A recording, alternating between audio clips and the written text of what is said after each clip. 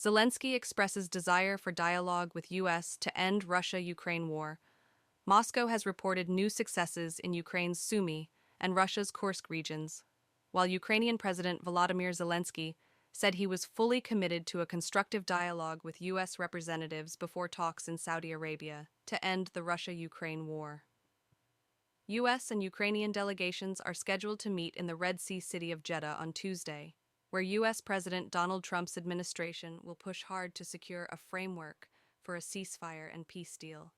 Despite the upcoming talks, the Russian Defense Ministry said in a briefing that its forces had liberated the small village of Novin in the Sumy region near the Kursk border. Moscow also announced the recapture of the Kursk villages of Lebedevka, Malaya Lokhnya, Cherkaskoye, Porochenye, and Kositsa. Russia occupied parts of Ukraine's Sumy region early in its all-out offensive in 2022, but Russian troops have not occupied any more territory there since. Kiev has yet to comment on Russia's claim to capture Novin, which analysts say could help Russian troops cut off Ukraine's main supply route. Diplomacy will be strong only on the basis of a strong front line, Zelensky said at a briefing last Monday. And we are doing everything we can to meet the needs of Ukraine's front line. The United States is trying to force Kiev into talks to end the war. During one such meeting, Donald Trump had a public spat with Zelensky at the White House.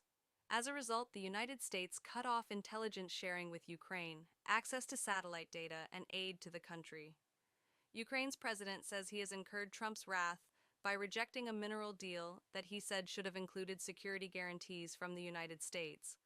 The Trump administration has refused to accept that, instead calling on Europe to increase aid to the war-torn country. European leaders have already agreed to increase defense spending, pledging to support Ukraine against Russian threats. Washington has also poured cold water on Ukraine's NATO ambitions. Last Saturday, Zelensky confirmed that he would travel to Saudi Arabia and that Ukrainian diplomatic and military representatives would meet with U.S. officials on Tuesday after meeting with Crown Prince Mohammed bin Salman. A statement from the U.S. State Department said that U.S. Secretary of State Marco Rubio will visit Saudi Arabia between March 10th and 12th for talks with his Ukrainian counterpart.